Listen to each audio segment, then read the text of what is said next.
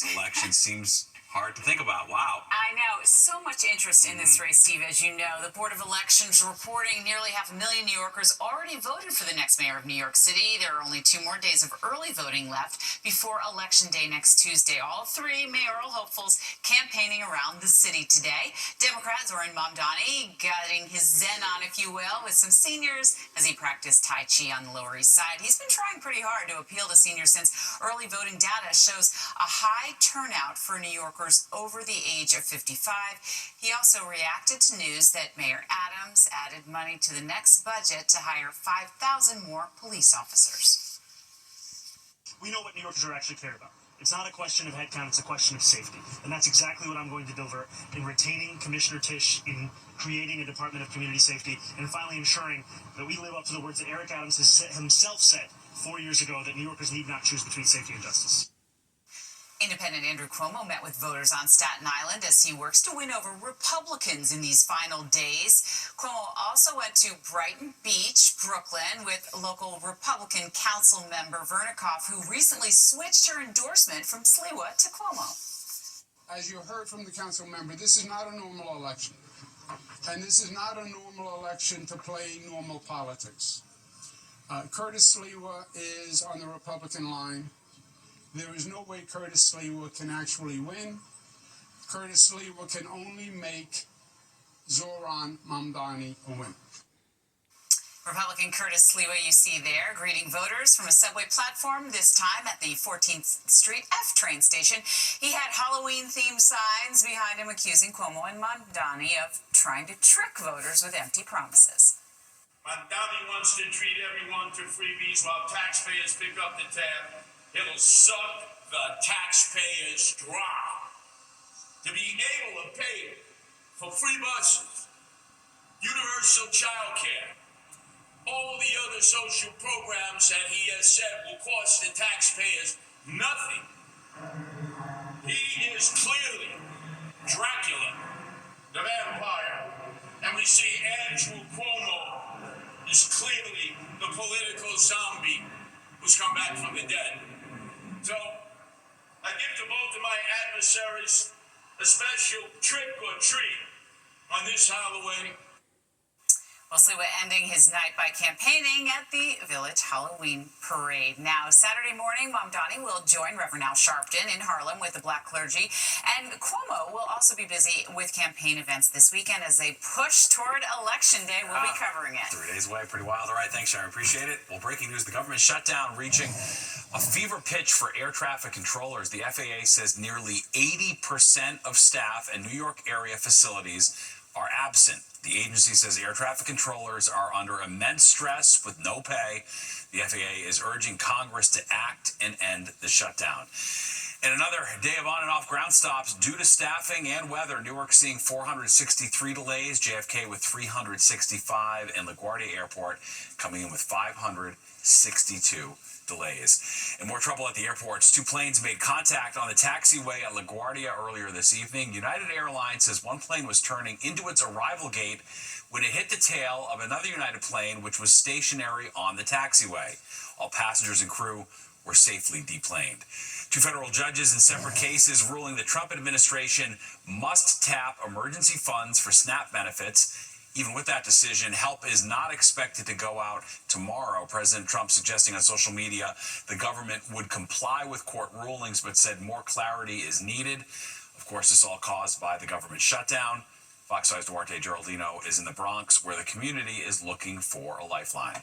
Here in the Bronx, there's a real mix of relief and anxiety. Everyone is happy about that federal judge's order, but they still don't know when their EBT cards are going to be reloaded. SNAP is like a crutch for somebody that's recovering from a car accident. When you go into recovery, you gotta have a crutch, you gotta have therapy. That's what SNAP is. Until the cost of living matches what we make, we need help. He's one of hundreds of thousands of people in the Bronx who rely on food assistance every month to get by. Nationwide, SNAP helps about 42 million people put food on the table.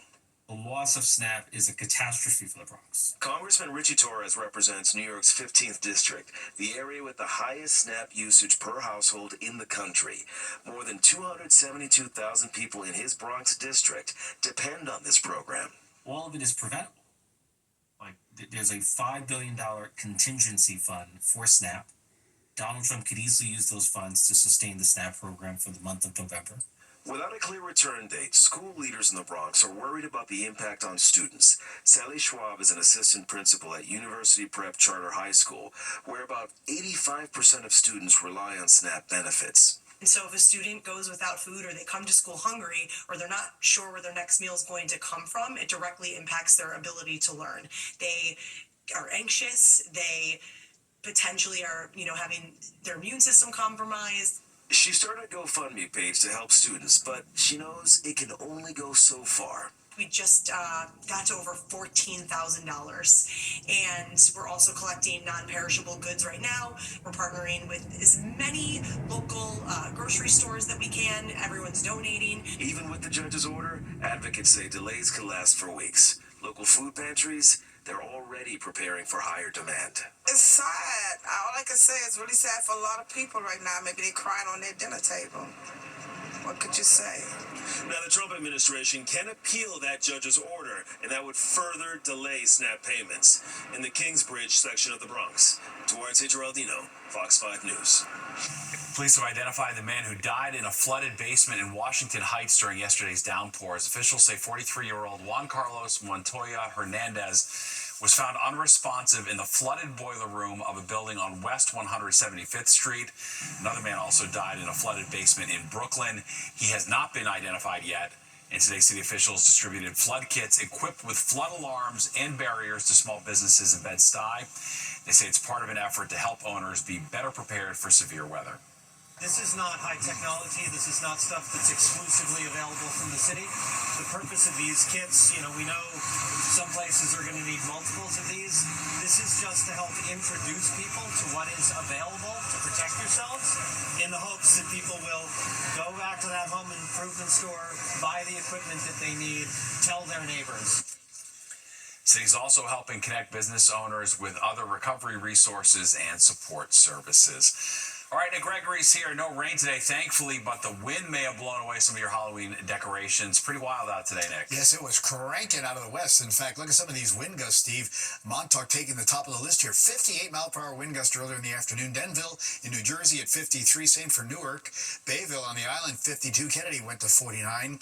Gusted to about 46 at White Plains and about 44 here in Midtown. All right, we still have the wind advisory for another 20 minutes, and then things will, that wind advisory will go away, but the wind's still going to be gusty tonight and again tomorrow. In fact, you can see now we're still 15 to 20 miles per hour sustained. And look at the gust, gusting 40 at Sussex, high 30s again at White Plains, and 30 across the island. So it is going to stay quite windy again. You'll see in our futurecast in it tomorrow. Here's about 10 o'clock in the morning, 25 gusting 35 across the area, and even into the afternoon, it's still pretty gusty. It'll start to die down after that and be much better tomorrow night on into Sunday. All right, current temperatures holding in the low to middle 50s, so pretty seasonal really for this time of the year. 52 down at the shore off to the east end. And again, our storm from yesterday, that's way off to the north and east, and our sky has generally become clear, and it's going to stay that way as that storm again kind of moves along. But it's going to keep that strong west-northwesterly airflow going on into tomorrow. Futurecast overnight, upper 30s, low 40s in the cooler suburbs as the sky stays mainly clear, but a gusty wind, and mostly mid-40s in the city and along the coast. Upper 50s tomorrow, sunshine, some clouds, but another windy day. Better for Marathon Sunday, though. Steve? Very well. All right, thanks, Nick. Well, people in our area stepping up to help Jamaica in the wake of Hurricane Melissa. VP Records in Queens is one of the oldest Jamaican recording labels. It partnered with the Jamaican Embassy in Washington to be designated an official drop-off point for donations to the island. The label's senior director of marketing had some advice on what to give. One of the things that come to mind, tarps, for example. Everybody has lost, a lot of people have lost their roofs. So people think that bringing bottled water and stuff like that is a good idea. It's very heavy. So water purification tablets, on the other hand, is something that could help. The owners of the Golden Crust restaurant chain have turned more than 100 of their locations into donation drop-off centers. They're also asking customers to make a cash donation to the relief effort when they check out. Well, months of training leads to this. Runners have just 26.2 miles to go. Easy for me to say. Festivities underway now for the TCS New York City Marathon. Our participants are celebrating at the opening ceremony, and Kendall Green is having a spooktacular time in the village. thousands of spectators out here for the Halloween parade here at the Village. The theme this year is potluck, where we're asking everyone to bring something to the table. Well, it's time for all those pre-marathon rituals, eating pasta, a shakeout run, getting ready for the race day outfit. Thousands will lace up their sneakers for the 26.2-mile race on Sunday. Festivities are already underway in Central Park. Fox 5's Jennifer Williams takes us to the opening ceremony. Friday at the finish line along West End Drive in Central Park, the opening ceremony of the 2025 TCS New York City Marathon, highlighted by the Parade of Nations. What's your favorite part about running the New York City Marathon? Everything, you know, but I would say the audience, the crowd, that's just amazing. So I hear they're very involved the whole race. I'm very excited. I'm not running, but I'm cheering for my team. The Parade of Nations was led by local athletes plus runners from around the world carrying the flags of their respective countries. More than 100 flags were represented this afternoon. Clutch the Bald Eagle, along with the other 2026 FIFA World Cup mascots, were also on hand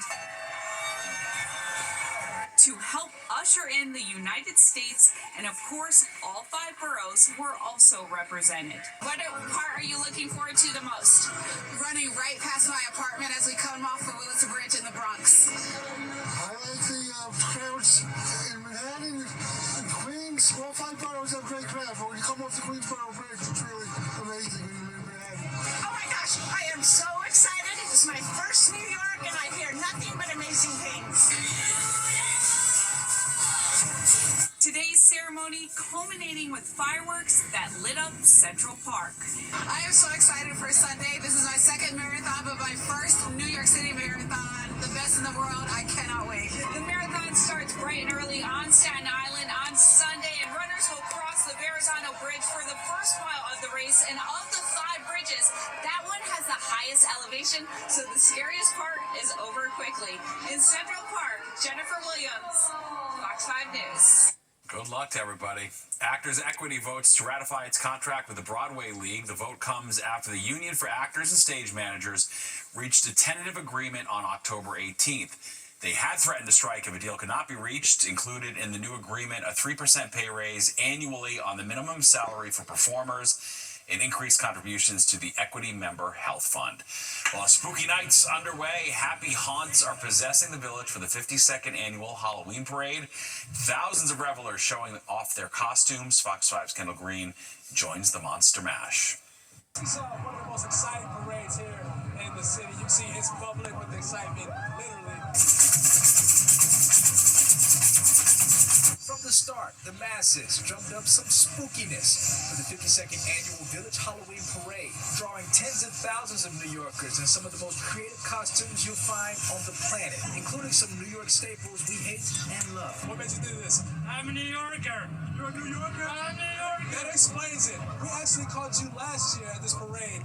Why does it make you so excited to come here every year? Honey, it's great to escape reality. Believe me, I love every year I get to act my shoe size. Woo! We enjoy it because of all the different costumes. And the floats are always so different. Like, there's some ones that are the same every year, but there's also really different ones and they're unique. It's just really cool to see everyone come out and see the creativity and the spookiness that is Halloween. Costumes, whether fun and light or dark and creepy, were well thought out months before the parade. My mom recently passed away. True story. And she always pointed out that I love dinosaurs. So my whole life, it's like dinosaur birthday cards until the day she was gone, basically. I like interacting with people as a different character. You know, I'm not myself, so I can do anything. We even caught a family of Dalmatians enjoying the action on the sideline. One little kid will be sure to remember forever. You been enjoying this parade? Yeah, you having a good time? Yes.